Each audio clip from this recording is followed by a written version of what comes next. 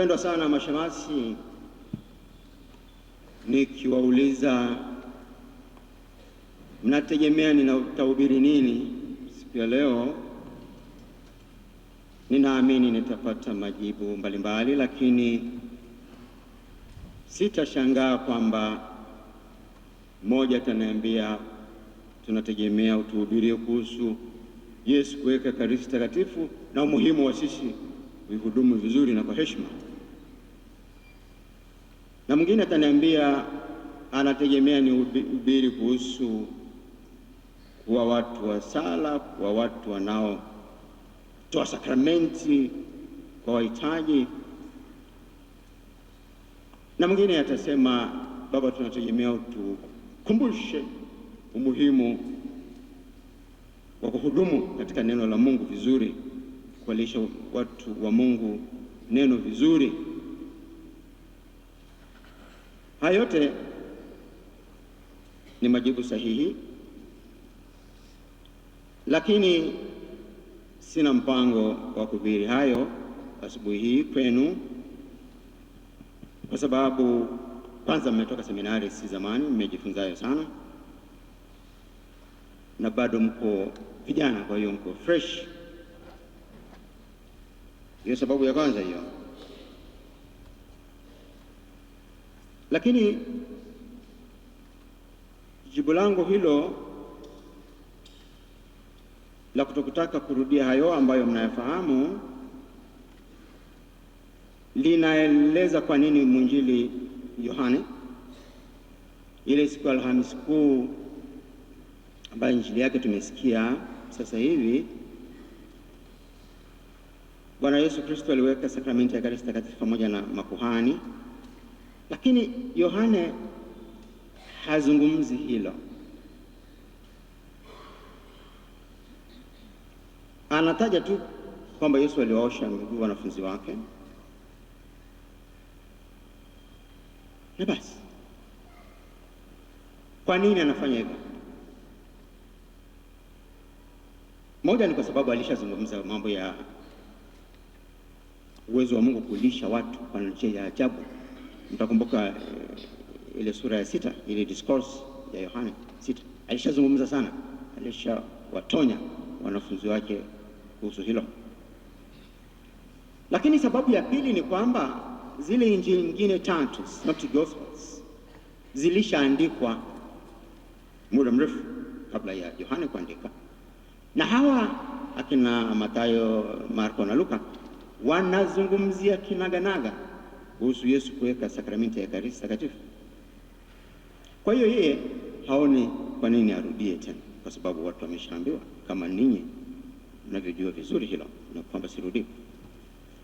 Lakini hilo la kuosha wanafunzi miguu yeye alipenda alitaje, kwa sababu moja ni kwamba wale Synoptic Gospels hawakulitaja. Lakini la pili ni kwamba lina umuhimu wake wa pekee, na umuhimu huu uko katika kutekeleza kwa vitendo kile ambacho Ekaristi Takatifu inalenga, yaani utumishi, kujitoa kabisa kama Yesu alivyojitoa msalabani na kudhihirisha upendo. It's the practical side of it. Wapendwa mapadri wateule, mkesha adhimisha Ekaristi Takatifu, naomba sana ifuatwe na matendo yanayoifanania.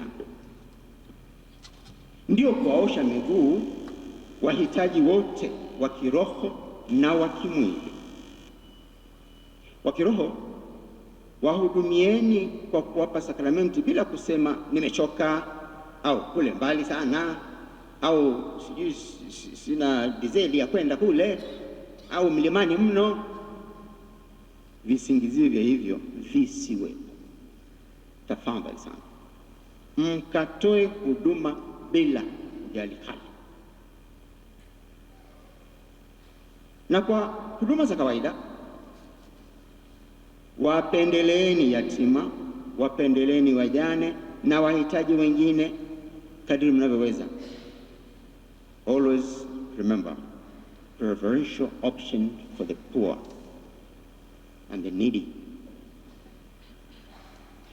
Sambamba na huduma hiyo, Bwana Yesu Kristo pia anawaona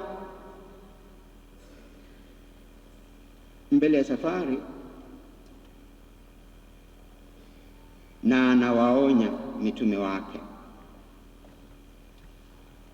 Aliona mbele ya safari kwamba hawa mitume aliowaita akawapa nguvu nyingi za kufundisha, ya kutoa pepo, ya kuponya. Alijua watu watawapa sifa nyingi. Tukumbuka akina Paulo, wakati fulani watu waliwasujudu wakisema ni miungu wamekuja kwetu. Yesu alishaona hilo, akawatahadharisha wasije wakajione wakubwa mno, wakawa na superiority complex. Ndio maana nakazana hilo la kuosha miguu. Wabaki na watambue daima wao ni watumishi. Ninyi kwa miaka mingi mmekuwa mafrateri na mashemasi kwa muda mfupi, na kwa kipindi chote hicho vingi mlivyo vikutana navyo mlivikubali na mliishi maisha simple. Hamkuwa na jina kubwa sana, tuliwaita mafrateri na mashemasi kidogo. Lakini leo mnaingia katika ukleli, ngazi ya watawala, ngazi itakayowapeni ninyi madaraka makubwa. Pamoja na umri wenu mdogo huo, mtapata cheo cha kuwa baba, kuwa padre, baba wa kiroho. Hata wenye umri mkubwa kuliko ninyi, hata ndugu zenu, hata wazazi wenu watawaita baba na watawaheshimu. Hilo lisiwachanganye. Kumbukeni daima injili ya leo. Yesu anawaosha miguu mitume na anawaambia na ninyi mkawaosha wengine miguu. Hivyo ukleri usiwafanye mwanze kuvimba vichwa sana, kujiona superior sana, kuanza kugombeza kila mtu. Hapana ndugu yangu, ni utumishi. Ni utumishi. Kwa nafasi hii niongee pia na wengine wote wenye madaraka na mamlaka sehemu mbalimbali, ikiwa serikalini au katika sekta binafsi. Ndugu zangu, chungeni sana majivuno yanayoletwa na nafasi,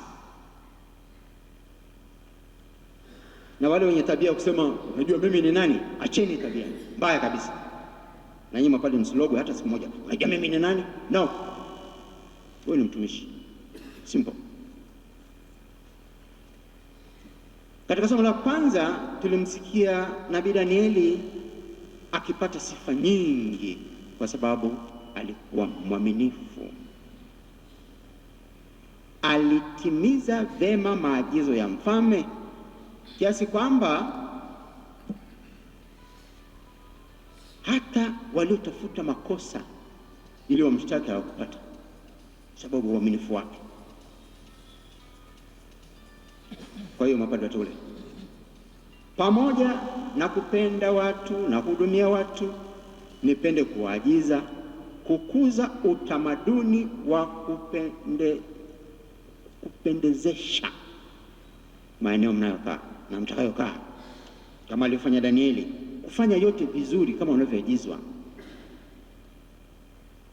Hapo utakapopangiwa ndio nyumbani kwako. Tafadhali papendezeshe. Narudia,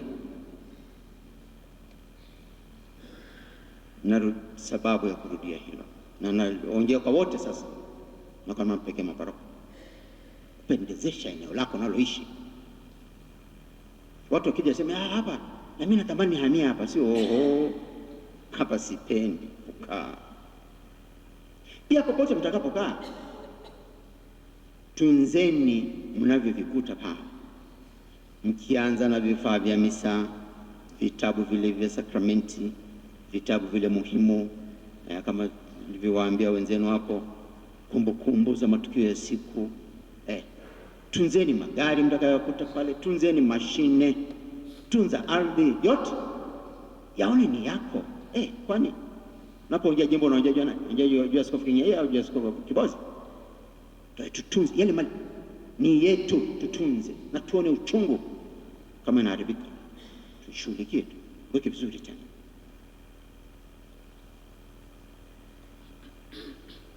Ukiona wewe ni mwepesi kuweka gari juu ya mawe kwa sababu ya kurudumu au spring imetoka, anza kujiuliza, mimi kweli ni mzalendo wa jimbo hili?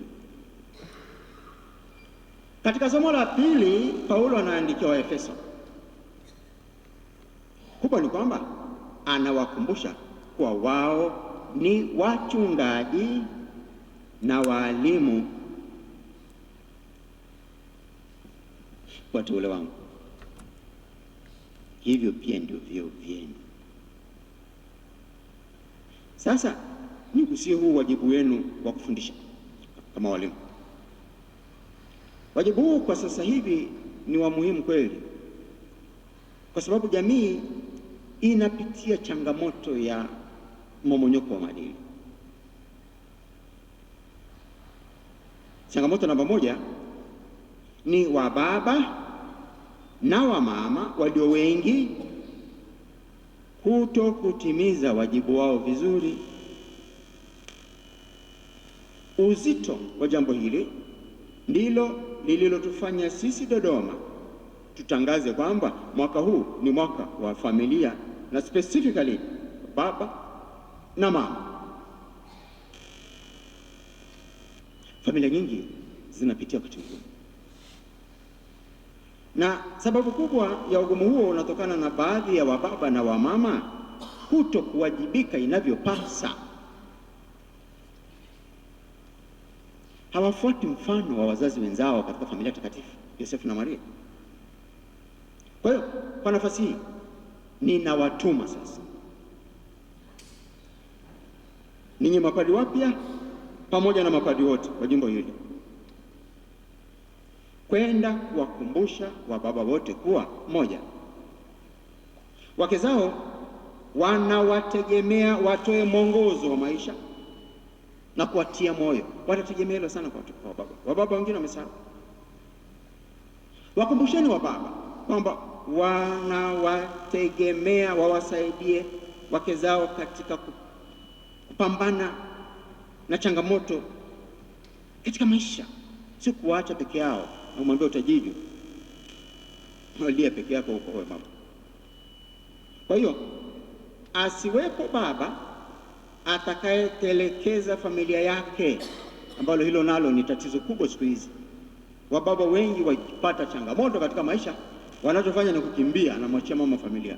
Wakumbusheni ni wajibu wao kukaa na wake zao na kuona namna ya kutatua matatizo, sio kukimbia familia. Waambieni kuwa watoto wanawategemea wawasaidie katika kutimiza ndoto zao, ikiwa ni pamoja na ushauri wanapofikia umri wa kuchagua kwenda chuo, aende chuo gani, kuchagua kazi, achague kazi gani na kadhalika. Wakumbusheni wa baba kuwa watoto wanafurahia uwepo wa baba, the presence, uwepo wake tu ni furaha kwa watoto, na mama vile vile, hasa wale ambao hawaonekani wiki nzima, hata mwezi wanapishana na watoto tu mpaka baba anaitwa mjomba. Wakumbusheni wa baba kuwa wake zao na watoto wao wanafurahia kuwa na baba mpambanaji na sio baba aliyekaa kiasara tu. Alafu mwaulize wa baba swali hili: wanatumia muda mwingi kiasi gani kukaa pamoja na familia zao kwa ajili ya kusali, kuzungumza pamoja na hata kula pamoja? Muda gani kwa wiki? Waulizeni wajibu hilo swali. Waulizeni wa baba wanajihusisha vipi na familia kubwa zaidi kuliko familia yao. ile familia inayowazunguka, kama jumuiya ndogo ndogo, kwa mfano vyama vya kitume, kwa mfano makitoleo kwa kanisa, kwa mfano swala zima la fungu la 10, kwa mfano, na michango mingine. Wanajihusisha vipi hawa baba na familia hiyo kubwa zaidi? Wakumbusheni wa baba kwamba kuwa baba ni cheo chenye gharama kubwa, gharama ya muda, gharama ya fedha, gharama. Wamekikubali hicho cheo wakiishi. Na wamama je? Hayo niliyosema kuhusu wa baba yanawahusu pia kina mama, kwa wakumbusha. Lakini pamoja hayo, naomba mwakumbushe wa mama kuwa wana wajibu wa kutengeneza tabia za watoto. Ili tabia za watoto ziwe nzuri, zinamtegemea kweli mama. Mama wafundishe maadili, mama atoe elimu ya awali kwa watoto kuhusu Mungu, awe mfano mzuri kwa maisha ya watoto. Yuko nao mara nyingi. Wakumbusheni wa mama umuhimu wa kushirikiana vema na waume zao, kuwa kiungo muhimu kati ya baba na mama. Je, mama akikaa legelege, familia inakuwa legelege hivyo. Mama kiungo safi muhimu. Wakumbushe kwa wao ni kisima cha upendo katika familia. Lakini pia wasijisahau kujipamba na fadhila ya unyenyekevu kama Mama Maria alivyokuwa. Baada ya kumsaidia kila baba na kila mama kujitafakari, pia tuwasaidie wote pamoja kujitathmini wao wenyewe mahusiano yao.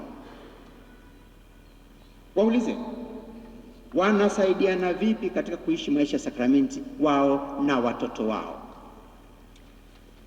Wafanye nini zaidi ili mahusiano yao yawe bora zaidi kuliko yalivyo sasa hivi?